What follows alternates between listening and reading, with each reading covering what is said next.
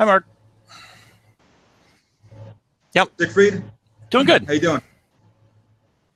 All right. Is this your first debate on CallOut? This is my very first well, debate. welcome. Let me know if you have any questions or anything. Okay, 1 second. Give me 1 second. Yeah, getting the tech worked out the first time is always a bit of a trick.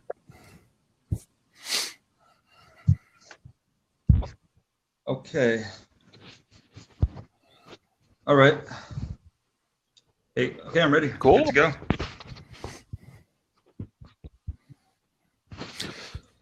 Right, so generally speaking, the affirmative or the pro side kind of starts out by giving their take on what they wanted to talk about. I came to this one not so much to try and prove you wrong, but to explore what you wanted to talk about and, I don't know, challenge some of your ideas and present some of my own. So I kind of got cutthroat mode and discussion mode. So I'm here in discussion mode for the most part. Okay. Yeah. Well, all right. So I guess I'll start. Basically, I think both Antifa and alt-right, I think both sides are wrong. Like, I think both ideologies are wrong, and possibly, actually, I think both sides are evil. And you saw what happened in Charlottesville, like on the news and on the internet. Basically, when I first heard about what's going on, I thought it was going to be like a peaceful, like regular right-wing conservative rally. But then when I saw like that a video like the night before they had the real rally, and they're walking around with tiki torches, and I saw that, I'm like, I don't know if these are the right guys, I don't think these are good guys. And then then when they started screaming, Jews won't replace them, I was like, okay, these guys are racist, Yeah. Right? Yeah, and then I realized, so who's opposing them? Well, people who are opposing them are Antifa.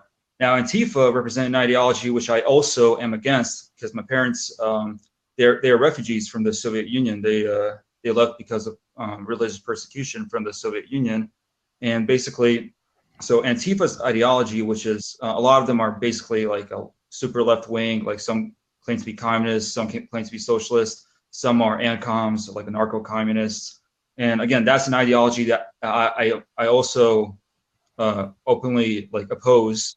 And at the same time, I don't support the alt-right because a lot of the guys that showed up at the alt-right rally, a lot of them were actual neo-Nazis and like people that you don't want to be associated with at all. And so basically, the point is that like I say both sides are wrong, especially like when it comes down to violence, because when you watch the videos, like not the news reels, but when you watch, let's say, an Antifa person recording the event on their cell phone, right? And then you watch an alt-right person do the same thing, record the event with their cell phone. So you're getting two different perspectives from two different people from two different sides, right? Mm-hmm. And they're both showing the same. They're both showing, like the Antifa guy is showing violence, Nazis with weapons, right? And then the alt-right guy shows the Antifa guys armed with weapons too. So like we see both sides are violent. Both sides are basically not using a civil discussion. They're not they're basically they came for a fight in Charlottesville, Yeah. right?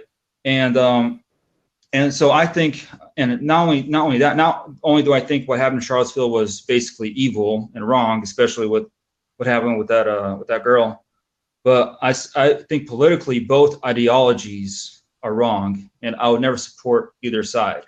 But the problem that I have is that on social media, when you say both sides are wrong, like when Donald Trump says, hey, both sides are kind of bad, right? Everybody says, what do you mean both sides are bad? There's only one bad side, right? And I'm thinking, well, no, I mean, like if you look at the ideology of both sides, I think both sides support evil ideologies. Again, my great grandfathers, they fought against Nazism in World War II, right? And then my parents had to escape the Soviet Union because, again, the communist ideology was persecuting them. And so I'm here in America, right? And then here we have freedom of speech, right? And here you have people who represent basically far right views, like the alt-rights with some of their neo-Nazi stuff. And then you have Antifa with the super left communist ideology, which again, I'm thinking, so that's why to me, I agree with President Trump when he says both sides are wrong or both sides are bad. So that's my whole thing.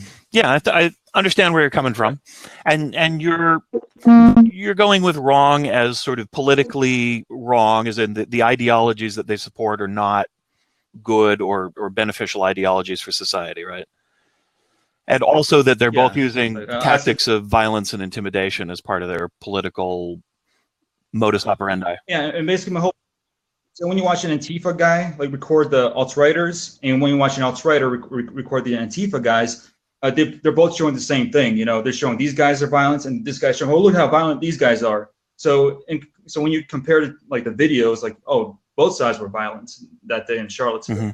So how would you reconcile situations, say World War II, right? So you had your Axis powers and your Allied powers fighting against each other, killing each other. How do you determine? I mean, they're both engaging in violence and political violence and war. How do you determine which one is right or wrong? Okay, so basically, my great grandfathers, they fought in the Red Army for the Soviet Union, right? And they were not communists. They hated the Soviet the Soviet governments because they're being kind of discriminated against because of their religious beliefs, right? But then you have the Germans, right? The Nazis, right? They come in and they invade first. They come in and they start, killing your neighbors, your family, your relatives, right? Well, you're thinking, hey, I may not like my own government, but they're not the ones who are killing my relatives at the moment. These foreign invaders are the ones doing it, right? And so basically, you have no choice but to kind of defend your homeland, right? And at the same time, the Germans, they had a plan after World War II. If they were victorious over the Soviet Union, right? The Germans actually had plans what to do with the Slavic people, the Bulgarians, Polish, Russians, right? They would exterminate them, and they would resettle those lands with Germans. They'll tell Germans, hey, some free land for you guys, And so basically, I'm thinking, so my great grandfathers, they had to make a choice, like, should they fight for a government, which is their own government, right? Should they fight for their own government, which will later oppress them again for their religious beliefs, or should they collaborate with these foreign invaders who are killing off their relatives, who are who want to kill them for their race, for not being white enough or something like that, right? So basically, I say, and World War, now America, America as a country had to make a choice, right? So like, we got attacked by Japan, of course. So Japan. Well, I think Japan, like after that attack, since they're allies with Germany, that means Germany is also our enemy. Yeah, it's all in it. But like, I think, England went to war first with Germany before Germany even attacked the Soviet Union. Germany and England were fighting it out first, like 1940. Then Germans attacked the Soviet Union in 41. But like, my whole point is, it's like, it was like an emergency situation. It's like you had to think fast. It's like you have to decide, hey, who's right or wrong, sure, right? And I think by the end of World War II, the Allies basically took over Germany, right?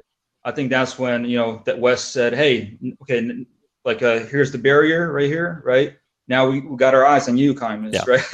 So like, we're making sure you guys don't do anything crazy. But then, of course, had a bunch of proxy wars later on. So while neither form of government, either the communists or the fascists, were particularly attractive, or your grandparents weren't strong communist believers, but there's a measure of aggression that was taking place because the fascists have a very particular plan that is not good for the people that they conquer, generally speaking. Unless they think they're liberating other Aryans or something along those lines right now. So I guess I bring this up. I'll start into a little bit of a longer position on my side. So my take on this question, the reason I picked it up, I've argued this topic a little bit online with some other people. And so I've done some research into it. And it was really, they're equally wrong was something that I wasn't sure I could say. because partly my political leanings are a little more left than they are right. I tend to, I'm not a communist. I don't like communism very much, but I'm okay with mixed economies where you have some government production, controlled production, say like dams and roads and things like that, and then you have a private sector. I would tend to veer towards the private sector, but I'm kind of a middle of the road guy, you might say, when it comes to that. But I tend to really be hostile towards racism and bigotry and religious domination and things like that, as where the lefts, we want to feed the poor, doesn't bother me so much, right? Maybe I'm a little more libertarian than that, but as a human motive, I have a lot more sympathy for it. So I tend to lean left. However, I don't like political violence very much, and I see both these groups show up, and they come with their helmets and they got their sticks, or the Antifa guys are using black bloc tactics where they're all dressed in black like ninjas with their face masks to, kind of make an anonymous mob. And I don't like those guys. This is America. I would rather they come out and they talk and they vote. But generally speaking, these are young people, right? And young people have a long history on college campuses and around the world of getting real excited and wanting to get out there, and they aren't well studied in history necessarily, but they're passionate, and they get out there and they kind of want to fight. Especially young men show up on both sides. It's mostly young men, angry and kind of ready to go at it, right? So I also looked into the history of the two groups, and Antifa's origins are really in pre-Nazi Germany. The Antifa were part of the political left at the time. They were opposed to the ideals of fascism, which were on the rise. And, meanwhile, the kind of German autocrats were the ones in charge at the time. And the political left and the right within Germany were fighting each other. And Antifa were organized specifically to oppose Hitler and the Nazi party within Germany. And because the Weimar the government at the time, post-World War I government, wasn't, didn't really take a side and didn't ban either of these parties, the Antifa groups took it upon themselves to attack the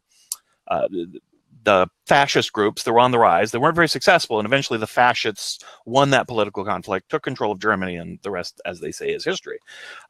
So they started there, and they're pretty much gone while Hitler was in charge. But once Germany was conquered, that political group, now injected with kind of the spirit of everybody else, started fighting, started to become a political movement, anti-fascist movement. The fascists are mostly gone, but they're still there, and they knit together because they're like, we don't ever want to have this ever happen again, right? This is terrible, terrible thing. In that sense, anti-fascism, is what Antifa started as, and it spread around the world because fascism is a problem in various places.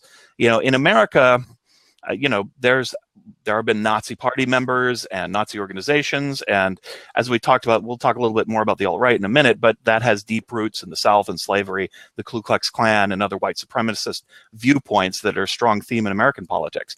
So this Antifa, spread out, and they're all over the world. And when there's a rise in fascist sentiment, these Antifa groups kind of spring up again. And their stated goal is to fight against fascists. So when there are fascists, the Antifa people show up, try to crush the fascists, and when the fascists are gone, they kind of settle down. Like when I was a kid in the 80s, skinheads were a big thing. They were Nazi skinheads. They would put swastikas on their head, and they go to punk rock things. And then there was this rise in counterculture punks who, were not white supremacists and, valued cultural diversity. And so these and they called themselves Antifa at the time again, rose up, fought the skinheads, and kind of won that cultural battle. And then they all went away again for a while. Now in American politics, we're seeing another resurgence in kind of right-wing ideology. And so we've got a resurgence in these Antifa guys that show up to do battle with them. So to a sense, I see the Antifa side as a reactionary group that is looking to fight the political rise of a certain ideology. They're not generally protesting on the streets to try and create a communist regime. They may have sympathies for that, but their political ideology, their stated goal, is to react and counter the fascist side of the argument, right? I don't necessarily like their tactics. I think they're counterproductive, especially in the American system, but I have sympathy with what their objective is, more so than the alt-right. The alt-right that's really a modern term. It was coined in 2010 by the white nationalist Richard Spencer, got picked up by the media, and became kind of a common term for this segment of people. It's more diverse than that now because you've got some confluences. In a sense, each side's antagonism towards the other attracts a nebula of people who hate that other side, right? So the alt-right, even though their core was white supremacists and pretty bad people that most of the right doesn't want to associate with, they really don't like the radical left. And so they've accumulated a cloud of people who are anti-feminism. You got the 4chan, Reddit type folks, you know, and the Keck religion and so forth. You've got the kind of, you know, Breitbart, not white nationalists, but allocated with a similar sort of, you know, right-wing viewpoint of the way the world should work. Tough law and order, aggressive foreign policy. So you get these kind of clouds, right? But at the center of that cloud is Richard Spencer and his sort of neo-Nazi white nationalists. Different ones have a different degree to which they, you know, support that. And so these two groups kind of go at it, and you get a lot of polarization.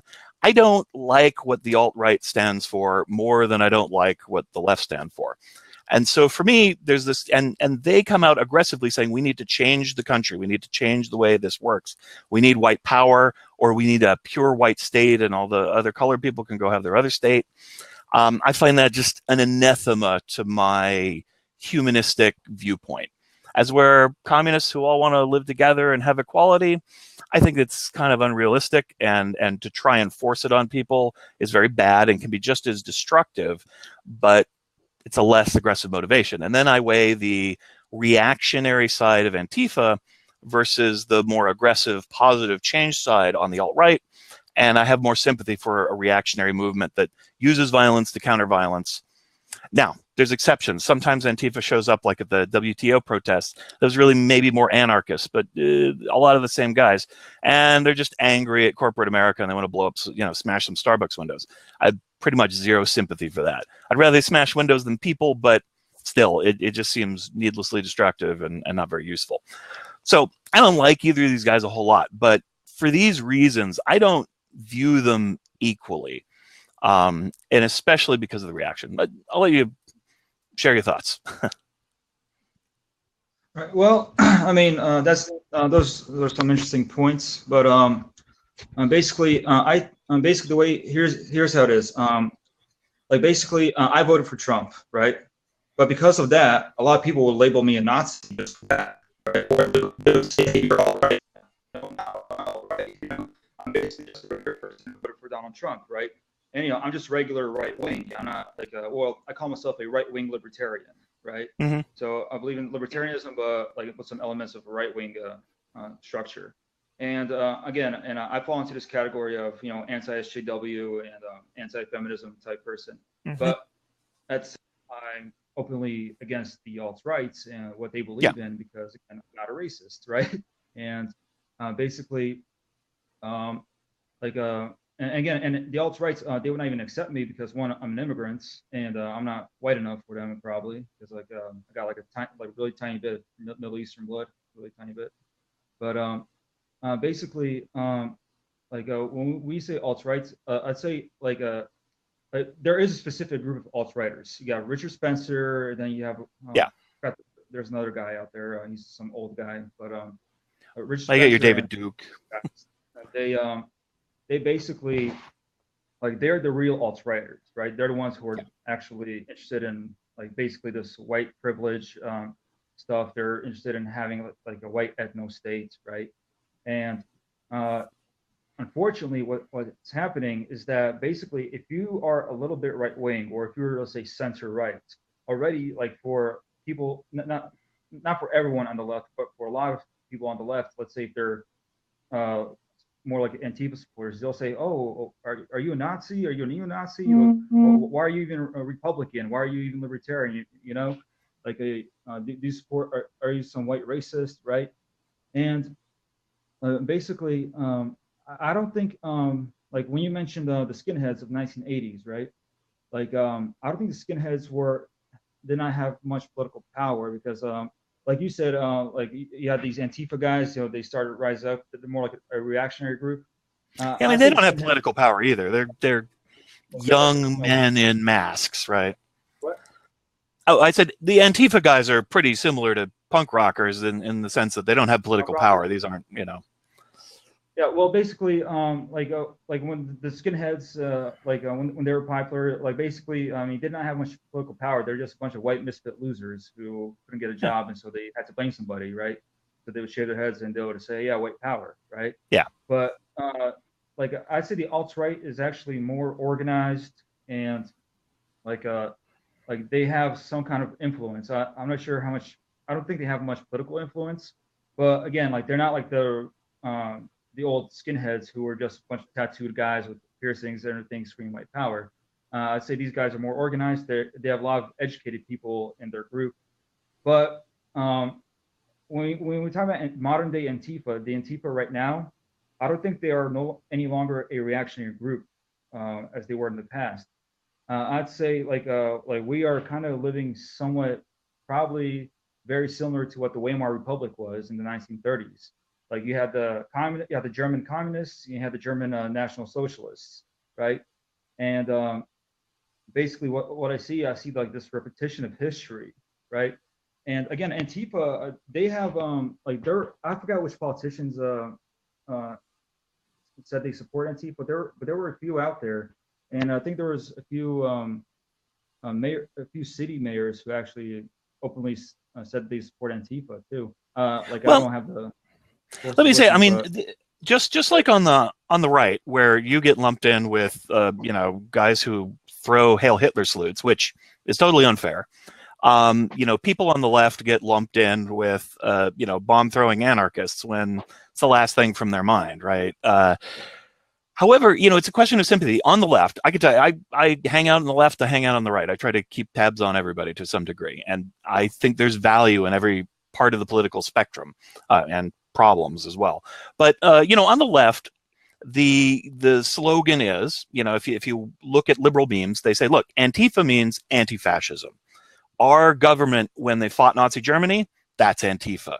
When people opposed Hitler and Nazi Germany, that's Antifa. When you show up and tell those tiki torch wielding bastards to go get out of here because this is not a country about racism and white power, that's Antifa to the left. That's what it means, anti-fascism. They see the guys in the black masks as mostly there to defend the peaceful protesters against the aggression of the right. I don't know that that's totally true. I mean, I've seen interviews with some of these Antifa guys, and they really are often young punks who want to get into a fight. They're on one side of the ideology. They want to stir up some trouble. I would rather it be like the big Boston protest that they had, where the cops show up and they see these guys in black masks and they just grab them right away and say, no, not on the streets. Get out of here, right? Buzz off. We don't need this.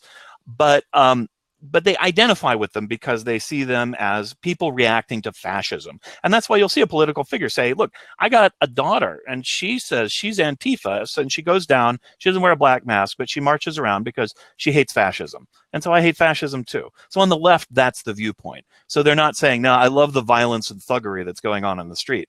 That's not what the left sees in Antifa. They see that as just a few guys, kind of radical, you know, just like on the right, you look and you see, look, we're not goose stepping, you know, we're not with those guys. Now, maybe we like the fact that some of them say we should have a smaller government, or maybe I agree with the Fortran dudes that, you know, feminism is running rampant or whatever it is, right? So there are some ideological cross sections, but you know, you had a hard time getting Donald Trump initially to say, yeah, no, I don't want any support from racists and these people. And those guys were like, yeah, we love Trump. And that's what got the left nervous, right? They're like, why doesn't Trump just say, to hell with these bastards? Those have nothing to do with me, right? Now, when he says it, they're not going to give it as much coverage because the left, you know, the left and the right are always politically, they're going to make their argument, try to fight each other, or whatever the case is. They'll exaggerate the other side. They'll cherry pick the evidence. But, you know, but on both sides, there's a sympathy for some of what the radicals are fighting for, even if they don't like those tactics. And when both sides look at each other, they see the radical ones, and in the propaganda on the right, they're going to show Antifa guys fighting each other, and on the left, they're going to show the guys with tiki torches, when that's you know, a tiny percentage of both sides. But on both sides, there are people identifying alt-right who say, I'm not a white nationalist, I'm not a, you know, that, and there are people on the left who will say, I'm Antifa, but I'm not for, you know, violence and thuggery. So it gets really hard to divide these things up. I tend to just say, myself, I don't like political violence. I don't think you should go out on the street with a weapon and armor looking to beat people up. I think it's a lot better to go out there and be peaceful and respectful. If the other guys show up and are going to wreak some havoc on you, it takes some courage to not stoop down to their tactics. I mean, Martin Luther King got a lot of mileage out of going to places knowing that he would face brutality and monstrousness from his political opponents, and making sure that his team did not do that. And he gained incredible sympathy and really changed the heart of a nation by taking the high road. And it was hard and it was painful and he suffered for it and he didn't win right away, but it was a powerful tactic. I don't like violence on either side. I'm kind of a free speech guy. I really hate Nazis, but if they just want to talk about what they're going to talk about, okay, let's just argue against them. Let's shame them. I'm all for saying, this guy says whites should rule the world. Why don't we not have a job for him? Why don't we shun him socially? I'm all for that. But to take a baseball bat and take a swipe at him or to just sucker punch him on the street, I ain't for that. So I try to separate these things. I don't want to say the left is bad, the right is bad. I want to say specific behaviors, specific beliefs, and specific ideas are bad. And I don't want to use these broad labels to just sort of sludge everybody up on one side, because on both sides there's going to be people in that label who see it differently than people on the other side. It's a big propaganda game. So I'd rather drill down to specific characteristics and specific actions and not talk about broad categories. Yeah, well, I mean, like when it comes to labels, basically, like I don't say, like I don't believe that everyone on the left is bad, and we're like same thing, everyone on the right is bad. But like I like to say, but if you're like extreme left, extreme right, like in the end, like I think like they all meet up in the center, like the extreme left and extreme right, like they all meet together in the center. And for me, like both sides are very collectivist. And for example, the problem with that I have, let's say with some of the left, is basically why they don't condemn Antifa is because on the right, you've had right-wing, you had right-wing bloggers, right-wing politicians, like Republicans. Republicans openly condemned on television, saying, "Hey, alt-right, neo-Nazis, Ku Klux Klan, you guys are bad. You guys don't represent us, right? We denounce you, right?" And what's interesting, I expected some Democrat politicians, let's say on the left, to say, "Hey, Antifa, we don't support you. You don't represent us. You don't represent, the left, right? Your violent tactics are not good for us." But instead, like basically, what's going on is that you see the media, which is mostly left wing, and they're condemning the alt right, which is good. Condemning the alt right is bad. Condemning racism, Nazism, that's good things. If you condemn them, that's good. But the bad part is that they don't condemn one side, right? I don't think that's true. The extreme left. I mean, I read a variety of news sources, and basically, like what happens is that there are some people, right, who are, let's say, like apolitical, right? They were not really interested in politics, right? But there's some white guy who just a regular white guy. They're apolitical. They really don't care, but they keep hearing all this stuff about how whites are a little racist, whites are a little sexist, right? And then they see these alt-righters, and eventually they'll say, screw it, I'm just going to join the alt-right since everyone's against me. They're going to find a home with the alt-right. And I'm saying that, like, if we just condemn one side, right, eventually more people will just feel more sympathy for that side, and they'll feel more at home with them, right? And so, like, I'm thinking that what we should do is that we should openly basically say, hey, like, both sides are wrong, because we don't want another Weimar Republic, back in Weimar Germany, when we had a centrist government that was kind of too weak to handle the situation with the Nazis and the communists. And so basically, what I see here is that, like, if we continue to bash only the far right, and then associate all right wingers with the alt right, with the far right extremists, there will eventually be people who are apolitical who will eventually say, what, screw it, I will join the alt-rights, I will join these guys, at least they're not bashing me for being white or for being Republican, right? And so the numbers of the alt-rights will just simply grow.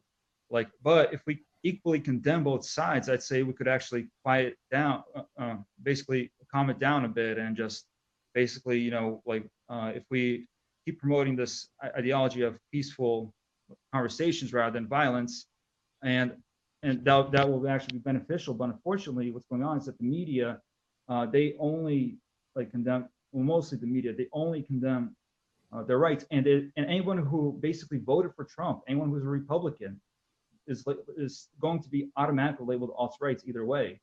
And for example, I don't believe all people on the left are pro Antifa or anything like that. There are many left-wing people that I listen to on YouTube, right? Like Dave Rubin and Sargon of Akkad. But I say that the more the left-wing media keeps bashing all people, everybody who's on the right, even if it's just censor right, eventually I think the numbers of the alt-right could just grow. And I say that's very dangerous. So that's why I believe that we should openly condemn both sides and say both sides are equally wrong. I think you've been partly sold a bill of goods. I mean, like I said, I hang out on right-wing forums and I hang out on left-wing forums, and I watch them both. And there are parallels and similarities on both sides. So, and there is a ton of right-wing media. Don't kid yourself. There's right-wing media anywhere and everywhere. It's easy to find. It's easy to access. You know, in the right wing, I always see these things. The media won't tell you the following, right? But you just did. You are the media, right? There is media all over the place, and plenty of it is right-wing. There are plenty of right-wing messages. There's a ton of it. And the right tends to look at what is really mainstream kind of middle America media and go, that's the left wing. But it's not really. It's the middle. You know, there's not a lot of communists at CNN or anarchists hanging out at CBS News, right? It's not like that. Maybe you can say that they drift a little left because journalism is about free speech and fighting state power and corporate power. So that tends to attract kind of lefty-oriented people. But the discipline of journalism, I mean, they go to school to learn how to be impartial in their reporting. And then you've got the whole editorial side of the news business, which is different. But on the editorial side, there's no most people are liberal and there's only a few hard-fighting conservatives. There's tons of conservative media. They dominate talk radio. They dominate a lot of internet forums and discussion groups. The left tends to dominate general broadcasting a little bit more. So it's just about where they are. And on both sides group the other side together into a broad basket and condemn them. That happens all the time. And on both sides, there are people that condemn the radicals on that side. I watch as right-wing groups will attack right-wing views that they consider too far-fetched and outside of their scope. And I watch on the left the exact same thing. I've been on the left arguing that they need to critique Antifa. They need to stand apart from violent activities. And, I get in debates with people, and there are people who are on my side, and there are people who are against that and say, no, we have to have absolute solidarity. So it goes around. I mean, these are not two alien camps of fundamentally different people. At heart, I truly believe there's really a lot more similarities than differences, and that there is a kind of sports mentality in American politics, in that, if you'll follow this expression, the right thing to do is to be on the right team. And if you support your team, you have to be loyal and you have to be enthusiastic, right? A good Dallas Cowboys fan will always root for the Dallas Cowboys, no matter how bad they're doing or how stupid they think the team is or whatever it is. You're a Dallas Cowboys fan. You have to be loyal and you have to always support your team, right? You get that with Democrats and Republicans. You got to be a loyal Republican. You got to toe the party line. Same thing on the Democratic side. And in the wider social sphere, it's actually worse than it is among politicians who have their own, regional things that they can look out for their constituents. That's not the other thing. But in the wider thing, it's like people pick a team. I'm the Republican team. I'm on the Democratic team. I'm on the liberal team. I'm on the conservative team. And they fight. And no matter what the other side says, it's bad, bad, bad.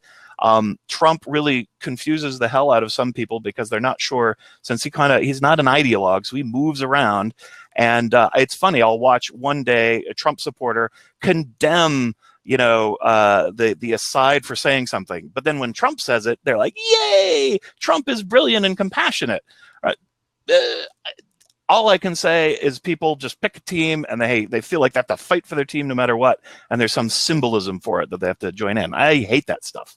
That's why I hate breaking down into Antifa and alt-right and just saying they're all bad people. I want to say racism is bad, bigotry is bad, white supremacy is bad, communism is bad, anarchy is bad. People who support these specific things are bad for specific reasons. And I don't like these big labels and groups because it gets people into this team mentality, and then they stop listening to reason, and they just say, "Oh, you're one of them. It's terrible." One thing that gets me, it's like, ACLU, unpopular on the right. I don't understand why the ACLU defends people on the right fairly often. The only real quibble they could have is with gun rights. But when it comes to free speech, Constitution, freedom, protection from the law, fighting against things like civil forfeiture, the ACLU is fantastic. I can understand a complaint about gun rights specifically, but otherwise they're great. Black Lives Matter. I mean, Black Lives Matter is a movement at its heart that is about fighting against police brutality and racism against black people by an oppressive state. That should be an issue that the right can latch onto, but instead they hate BLM, right? Now, there's a few kind of radical guys that wave the BLM banner, but if you go to the BLM website, none of that is there. It's not like kill the cops. It's like, hey, cops, please stop shooting black children. Thank you very much. We should all be for that. But because BLM is left-centered, the right hates them. Even though they're political, the thing they're fighting for, which is equal treatment under the law for all people, should be something we should all support. That's a good movement. The ACLU is to protect your civil liberties. We should all be for that. But because people on the right say, well, these are left-leaning causes, we hate them. We have to be against them. I just find that incredibly destructive to productive society. It's why Congress can't get anything done, because if you try to reach over and say, hey, let's do a deal, let's come to a compromise, then the radicals on both sides, oh, you're betraying the team. You're consorting with the enemy. And I think that's really counterproductive to American political dialogue. Well, basically, okay, so for example, I'm open to, let's say, some left-wing bloggers, right? Like I listen to Sargon Abakad. I like listening to David Rubin. They're both left-wingers, right? They represent the left. But because, for example, they're not far left, right? All of a sudden, they get labeled neo-Nazis, alt-righters, and again, they're left-wingers. They're not right-wingers at all, right? Like they have different opinions than I do, right? Mm-hmm. And the problem is that unfortunately, a huge portion of America is influenced by mainstream television, right? And sure, we have lots of internet bloggers on the rights online and everything, and we have radio broadcasting. Sure, we have that. But and Fox News portion of the population is influenced by television, by general broadcasting, and for example, I still haven't really seen much of mainstream media on television actually openly say, hey, Antifa guys, cool it down. Instead, basically, Don Lemon, and he has some kind of report on CNN, and some other CNN reporters, they've actually said a lot of positive things about Antifa. They said, well, their violence is justified, right? And I'm thinking, how can you talk about that? And well, again, we already talked about violence being justified. I mean, World War II, two sides fought each other, but we picked sides. I mean, so sometimes violence is justified when you think there is. Well, again, this is where you're in your own country, and you have your own citizens. You just talk it out. That's why we have the freedom of speech to listen to each other. That's why you and I are having a peaceful conversation right now. We're we're not yelling at each other. We're not calling each other names, right? We're just trying to have a peaceful discussion, sharing our opinions, right? And unfortunately, when you watch the media, and they don't tell Antifa, hey guys, we're in America, we have left-wing ideologies too, but can we please kind of make it civil? Can we have a civil protest? Let's not bring weapons to protests. Let's not wear any masks. Let's have a conversation with your enemy. And unfortunately, that's not what happens with the mainstream media. And then basically on the right, I mean, the right actually openly condemns both the alt-rights and the left, but unfortunately, I don't see this big change that the media is doing to promote civil discussion. Instead, they're saying, "Oh, a feminist hit a white sexist. By the way, the person's probably not even white and probably not even sexist, but the mainstream media will just say that some feminist was justified in hitting a white sexist. And then let's talk about Black Lives Matter. Black Lives Matter, I mean, now not everyone in Black Lives Matter is a violent person. Like, they don't wake up in the morning saying, hey, I want to go beat somebody up right now. I want to beat up some right winger. But unfortunately, with Black Lives Matter, again, they believe that if you don't support them, you are probably a racist. You are probably an extreme right winger. Well, wait, if you don't support equal treatment under the law, what does that mean? What? I mean, Black Lives Matter is an organization that was formed to try and stop violence against Black people by the police. Again, so that is the claim. If you're against that, what are you for? For example, I'm against police brutality, just like everybody else. Like, for example, so why wouldn't you support Black Lives Matter then?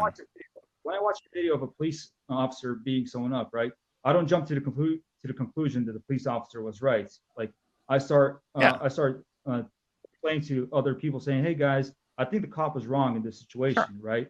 And immediately I get attacked for being a liberal, for being, I get labeled, a left winger. I'm like, no, guys, I'm just trying to be objective here, But the cop here was probably in the wrong. But I mean, you can disagree about a specific instance, but the purpose of the organization, I mean, do you feel, you agree that cops should not hurt innocent people? They should use restraint when dealing with people. And the fact that they target and hurt Black people is why it's Black Lives Matter, not red lives or white lives or whatever.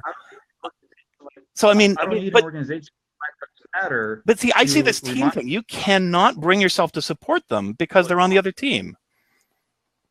No, here's the thing. I don't need an organization telling me, like, hey guys, tell the police that attacking innocent people is wrong. I have the Constitution, right? But it keeps happening. That's why they exist, is to stop it. Their goal is to stop that stuff from happening, to create reform within police departments. Unfortunately, BLM has been involved in violence. They have innocent cops because they feel like they're under attack. Black people feel like in America there are people who are ready to kill them, and in the past that was true. We talked about the origins of the alt-right with Rod Spencer and the Ku Klux Klan. The Ku Klux Klan during the post-antebellum period used to round up and lynch Black people. They killed hundreds and hundreds of Black people, and the authorities did nothing about it. It was sanctioned by the state.